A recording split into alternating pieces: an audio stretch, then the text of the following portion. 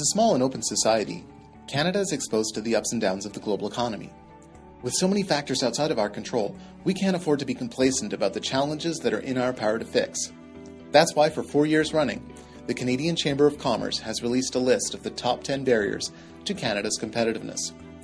These barriers are the self-inflicted wounds we Canadians impose on ourselves, but they are problems with solutions. Canada is not producing enough graduates with the skills needed for its economy. There are current and forecast shortages in a wide range of occupations. A huge disconnect exists between the skills educational institutions are providing and the needs of businesses. So we need to break the silos.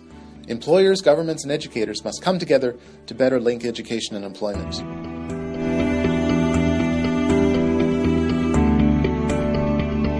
Access to capital is crucial for all companies, but especially for startups and innovative businesses. Yet Canada's venture capital industry is small and punching below its weight, particularly when compared to the much larger industries in the US. Canadians need to expand the overall pool of capital and attract more angel investors and international funds to Canada.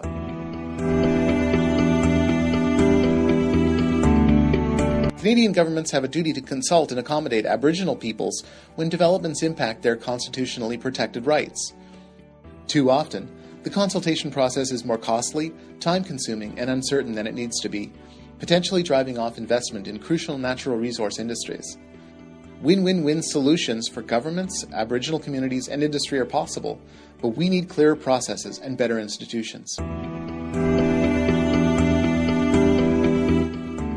Canada is one country, but it is not one market.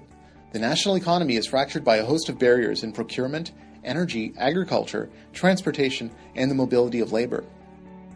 We need meaningful sanctions against jurisdictions that practice protectionism against other Canadians.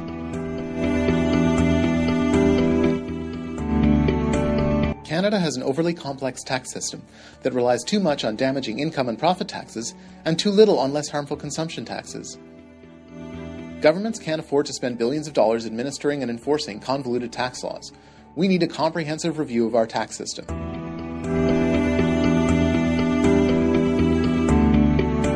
After years of underinvestment, Canada's infrastructure needs far exceed the availability of public funds. Building the infrastructure essential to Canada's prosperity will require an ongoing commitment by all levels of government and an active engagement with the private sector.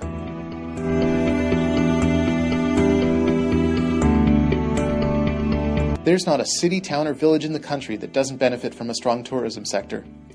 Yet, Canada has become a high-cost, high-hassle destination with aging attractions and inadequate marketing. We've slid from the 7th largest tourist destination in the world to the 18th.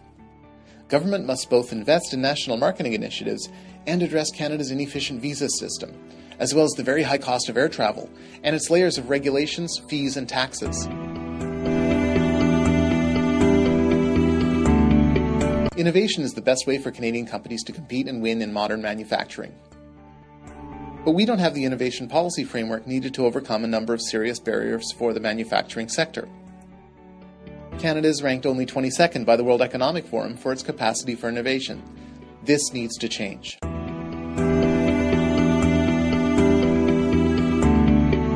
Canada needs economic strength in all of its regions to compete, yet its territories are financially dependent on the federal government. Canada must provide territorial businesses with the tools necessary to increase their economic footprint. The result would be more financial independence for the territories and a more competitive Canada.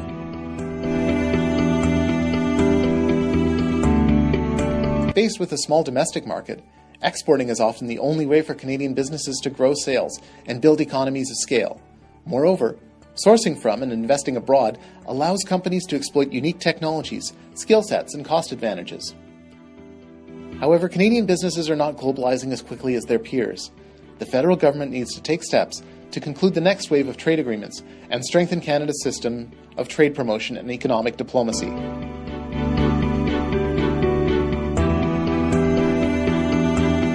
These 10 barriers are holding Canada's economy back from reaching its full potential. In 2015, the Canadian Chamber of Commerce will be taking action.